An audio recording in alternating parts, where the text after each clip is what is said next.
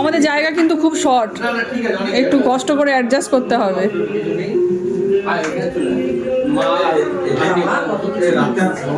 না রাতে খাবো না বললে হবে?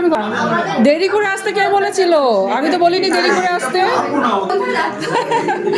অমনি করলে হবে না, দেরি করে আসতে তো আমি বলিনি। আমি 6টা 6:30 টাইম দিয়েছিলাম, 7টা টাইম দিয়েছিলাম। হবে না, চিটিং করলে হবে না। আমরা কি ছন্দা বসো বসো। অলি সবসময় চিটিং করে, এই যে কমিয়ে কি করে গন্ডগোল করে চলে।